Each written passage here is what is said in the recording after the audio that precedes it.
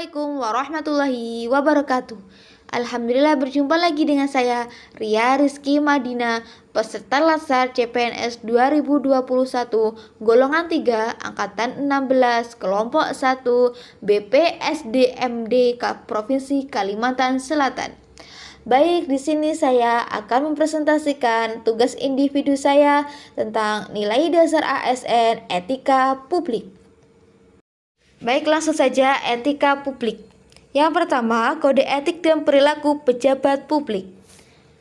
Kode etik adalah aturan-aturan yang mengatur tingkah laku dalam suatu kelompok khusus. Sudut pandangnya hanya ditujukan pada hal-hal prinsip dalam bentuk ketentuan-ketentuan tertulis. Adapun kode etik profesi dimaksudkan untuk mengatur tingkah laku atau etika suatu kelompok khusus dalam masyarakat melalui ketentuan-ketentuan tertulis yang diharapkan dapat dipegang teguh oleh sekelompok profesional tertentu. Berdasarkan Undang-Undang ASN, kode etik dan kode perilaku ASN yakni yang pertama, melaksanakan tugasnya dengan jujur, bertanggung jawab, dan berintegritas tinggi. 2. Melaksanakan tugasnya dengan cermat dan disiplin. 3. Melayani dengan sikap hormat, sopan, dan tanpa tekanan. 4. Melaksanakan tugasnya sesuai dengan peraturan perundang-undangan yang berlaku. 5. Melaksanakan tugasnya sesuai dengan peraturan perintah atasan atau pejabat yang berwenang sejauh tidak bertentangan dengan ketentuan peraturan perundang-undangan dan etika pemerintahan. 6. Menjaga kerahasiaan yang menyangkut kebijakan negara. 7. Menggunakan kekayaan dan barang milik negara secara bertanggung jawab, efektif, dan efisien. 8. Menjaga agar tidak terjadi konflik kepentingan dalam melaksanakan tugasnya. 9. Memberikan informasi secara benar dan tidak menyesatkan kepada pihak lain yang memerlukan informasi terkait kepentingan kedinasan. 10. Tidak menyalahgunakan informasi inten negara, tugas, status kekuasaan dan jabatannya untuk mendapat atau mencari keuntungan. 11. Memegang teguh nilai dasar ASN dan selalu menjaga reputasi dan integritas ASN. 12. Melaksanakan ketentuan peraturan perundang-undangan mengenai disiplin pegawai ASN. Selanjutnya, nilai-nilai dasar etika publik sebagaimana tercantum dalam Undang-Undang ASN yakni sebagai berikut. 1. Memegang teguh nilai-nilai dan dalam ideologi negara Pancasila. 2. Setia dan mempertahankan Undang-Undang Dasar Negara Kesatuan Republik Indonesia 1945. 3. Menjalankan tugas secara profesional dan tidak berpihak. 4. Membuat keputusan berdasar prinsip keahlian. 5. Menciptakan lingkungan kerja yang non-diskriminatif. 6. Memelihara dan menjunjung tinggi standar etika luhur. 7. Mempertanggungjawabkan tindakan dan kinerjanya kepada publik. 8. Memiliki kemampuan dalam melaksanakan kebijakan dan program pemerintah. 9. Memberikan layanan kepada publik secara jujur, tanggap, cepat, tepat, akurat, berdaya guna, berhasil guna, dan santun. 10. Mengutamakan kepemimpinan berkualitas tinggi. 11. Menghargai komunikasi, konsultasi, dan kerjasama. 12. Mengutamakan pencapaian hasil dan mendorong kinerja pegawai. 13. Mendorong kesetaraan dalam pekerjaan. 14. Meningkatkan efektivitas sistem pemerintahan yang demokratis sebagai perangkat sistem karir. Selanjutnya, definisi dan lingkup etika publik. Etika publik merupakan refleksi tentang standar atau norma yang menentukan baik buruk, benar salah perilaku, tindakan dan keputusan untuk mengarahkan kebijakan publik dalam rangka menjalankan tanggung jawab pelayanan publik. Selanjutnya, dimensi etika publik. Pada prinsipnya ada 3 dimensi etika publik. 1.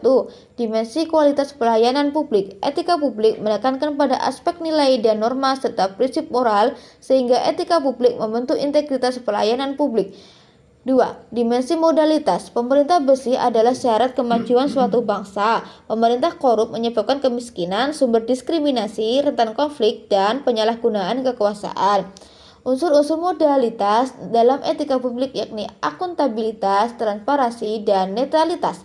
Akuntabilitas berarti pemerintah harus mempertanggungjawabkan secara moral, hukum, dan politik atas kebijakan dan tindakan-tindakannya kepada rakyat.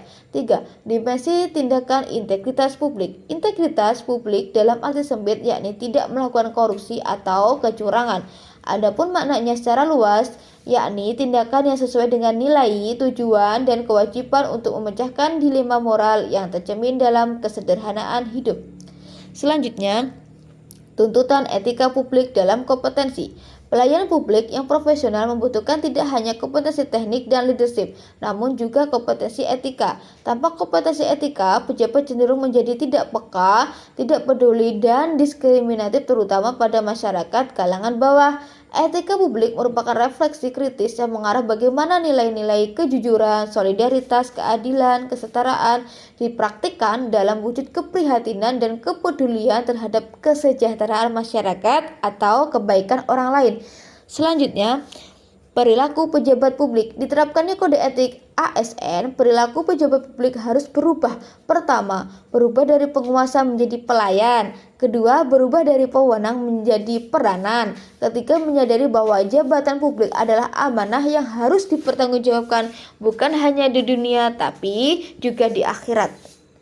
Bentuk-bentuk kode etik dan implikasinya. Pertama, pentingnya etika dalam urusan publik. Supaya etika publik dapat dihayati dan dilaksanakan secara menyeluruh di dalam organisasi, para pegawai tidak cukup hanya diberikan definisi atau rumusan-rumusan norma yang abstrak tanpa rujukan yang jelas mengenai kewajiban dan larangan yang berlaku. Disinilah letak pentingnya kode etik di antara aparat sipil negara atau PNS pada khususnya. Kemudian, pentingnya kekuasaan legitimasi kebijakan.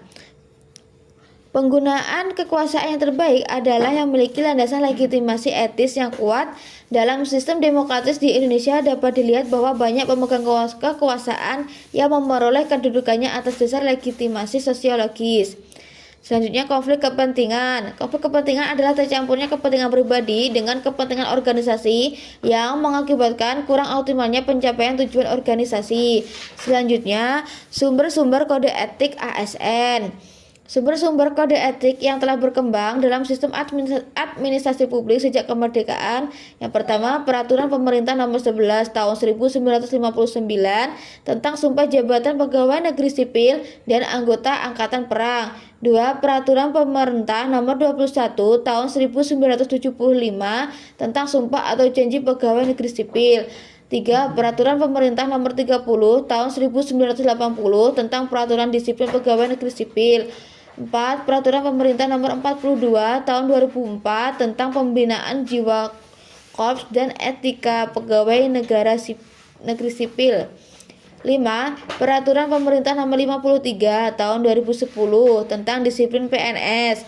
6. Undang-Undang Nomor 5 Tahun 2014 tentang Aparatur Sipil Negara. Kemudian selanjutnya, implikasi kode etik dalam pelayanan publik. Para pegawai dan pejabat perlu terus diingatkan akan rujukan kode etik PNS yang tersedia, sosialisasi dan sumber-sumber kode etik itu beserta penyadaran akan perlunya menaati kode etik harus dilakukan secara berkesinambungan dalam setiap jenis pelatihan kepegawaian untuk melengkapi aspek kognisi dan aspek profesionalisme dari seorang pegawai sebagai abdi masyarakat. Selanjutnya, penerapan nilai etika publik di lingkungan kerja. Yang pertama, selalu menjaga kebersihan sekolah. 2. Peduli dengan keadaan sekitar atau menolong teman kerja. 3. Menjaga informasi rahasia di dalam kantor dengan tetap bertutur kata santun. 4. Menjaga komunikasi yang baik dan tutur kata yang sopan dengan rekan kerja. Baik, itu tadi penjelasan dari nilai dasar ASN Etika Publik.